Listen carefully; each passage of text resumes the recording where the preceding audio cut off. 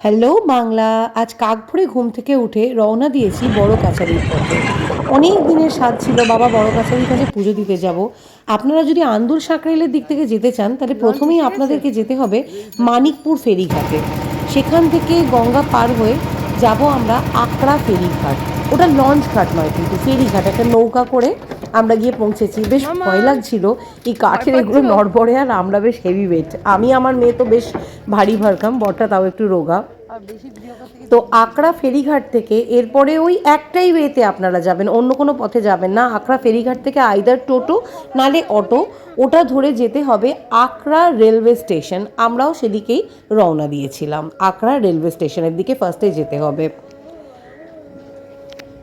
এবার টোটো অটো করে গিয়ে কি করবেন, ওখান থেকে একটা ম্যাজিক গাড়ি পাওয়া যায়, সেই ম্যাজিক গাড়ি করে রওনা দিলাম বড় কাছারির পথে। ভোরবেলা ফাঁকা থাকে, প্রায় 45 থেকে 50 মিনিটের রোডওয়ে। সেখান থেকে আপনাদেরকে বড় কাছারির মেন রোডে নামিয়ে দেবে, এবং মেন রোড থেকে টোটো ধরে আমরা চললাম বড় কাছারি বাবার মন্দিরের দিকে। কি অপূর্ব সুন্দর দৃশ্যগুলো! ফাইনালি এবারে বড় কাছারি মাটিতে পা রেখে দিয়েছি, তাই তো? বিশ্বাস করুন, জায়গাটার মধ্যে একটা আলাদা এনার্জি আছে। কিন্তু এই যে বলে ডিপ্রেশনের ওষুধ হ্যানা ত্যানা কিচ্ছু লাগবে না, একবার বড় কাছারি ঘুরে আসুন। জায়গাটার মধ্যে একটা আলাদা এনার্জি আছে। তারপরে তো আমার বাবার ডাক সেখানে। খিদে আমাদের পেয়ে ছোট্ট গেছে মা? পুচকি 14 বছরের হানিটাও আমাদের সাথেই সকালবেলা একটু শুধু জল খেয়ে রওনা দিয়েছিল বাবার ডাকে। রং বেরঙের সব দোকানগুলো আমরা সবটাই পার করে কোনটা সবচেয়ে বেটার সেটাই খোঁজার পথে এগিয়ে গেছিলাম। তো বাবার মন্দিরের একদম মুখে যে দোকানটা, সেই দোকানটাতেই আমরা ঢুকলাম। বেশ বড়, আর একদম ফ্রেশ ক্ষীরের প্যাঁড়া তৈরি হচ্ছিল, সেটা দেখেই আরও ভালো লাগলো যে না, এখানে সব কিছু খুব ফ্রেশ। আপনাদের কি রোজের রোজ টাটকা প্যাঁড়া তৈরি হয়? হ্যাঁ, প্যাঁড়া মিষ্টি সব ফ্রেশ ফ্রেশ তৈরি হচ্ছিল। আমরা এখান থেকেই ডালা নিয়েছিলাম। প্রথমে জল নিয়ে যেতে হবে বাবার পুকুরে। না না ওখান থেকে জল জল মাথায় দিয়ে শুদ্ধ হতে পারেন, চাইলে চান করতে পারেন। ওখান থেকে জল নিয়ে এবার বাবার মন্দিরের দিকে রওনা দিতে হবে। প্রথমে ওখানে এই এই সতীমাকে সেই সিঁদুর পুকুর, তাই পরাবো, তো? তারপরে ওখান থেকে জল নিয়ে রওনা দেব বাবার দিকে। একটাই মন্দিরের মধ্যে পুরোটা ভাগ ভাগ করা আছে।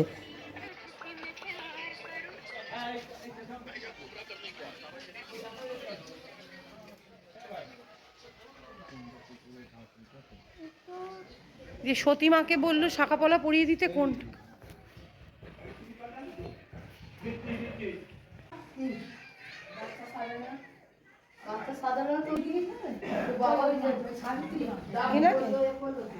আমি তো বলবো সতীমাকে সিঁদুর পরানো সব মানে বিবাহিত মহিলার একটা ভাগ্যের ব্যাপার।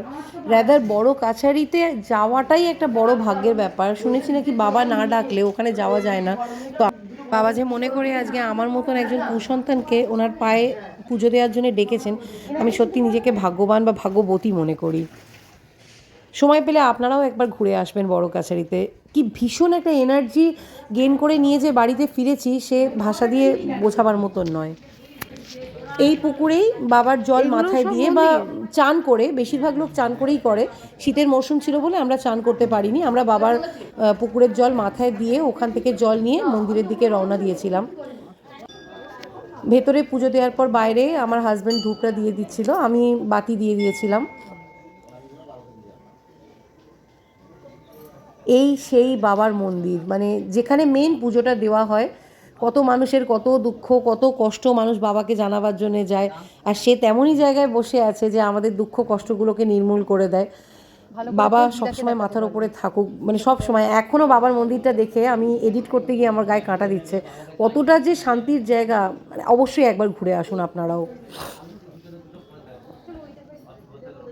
পুজো দেওয়া শেষ হয়ে গেলে সঙ্গে সঙ্গে চলে আসবেন না, চারদিকটা একটু ঘুরে দেখবেন। কত দোকান, কত যেন মেলা লেগে আছে। আমরাও পুজো দেওয়ার পালা আমাদের মোটামুটি শেষ। আমরা চারদিকটা ঘুরে দেখছিলাম, আর এই সেই টাটকা টাটকা তৈরি ক্ষীরের প্যাড়া।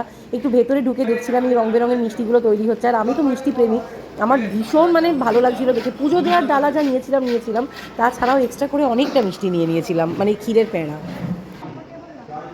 পুজো দেওয়া মোটামুটি শেষ, এবার খাওয়ার পালা। মোটামুটি চেহারাটা থেকে তো বুঝতেই পাচ্ছেন যে না খেয়ে আমার দিন কাটে না।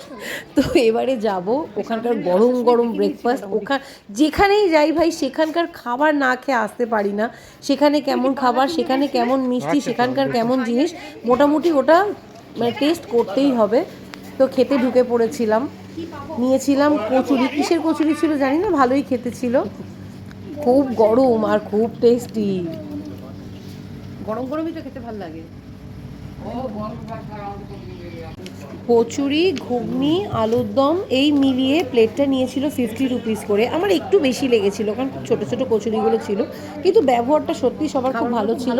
শেষে মিষ্টি না খেলেই নয়, তাই মিষ্টি খেয়ে বর বউ মিলে একটুখানি সেলফি তুলছিলাম, আর মেয়ে সেই সেলফি তোলাগুলো আবার ক্লিক করে রেখে দিয়েছিল। এবার ওখান থেকে টুকটাক কিছু জিনিস কিনেছি, ঠাকুরের জিনিস বিক্রি হচ্ছে, তামা পেতলের জিনিসপত্র, টুকটাক জিনিসপত্র কিনেছিলাম। খুব ভালো লাগছিল, আসতে ইচ্ছাই করছিল না, গেলে দেখবেন আসতে ইচ্ছাই করবে না, কিন্তু ফিরতে তো হবেই। কিছু টুকটাক জিনিসপত্র দেখে আবার একইভাবে ফিরেছি, একইভাবে। আপনারা যারা শেষ অবধি আমার ভিডিওটা দেখেছেন তাদের সবাইকে অনেক ধন্যবাদ জানাই। বাবা সবার মঙ্গল করুক, আপনাদের সবাইকে ভালো রাখুক, আমাদের সবাইকে বাবা ভালো রাখুক। ফেরার পথে ওই একইভাবে সকালবেলা একটু টাইম কম লেগেছিল, আর ফিরতি পথে টাইম একটু বেশি লাগলো। ভিডিওটা দেখার জন্য অনেক অনেক ধন্যবাদ। সবাই সুস্থ থাকবেন, ভালো থাকবেন, বাবা বড় কাছারি সবার মঙ্গল করুক। ওম নমঃ শিবায়।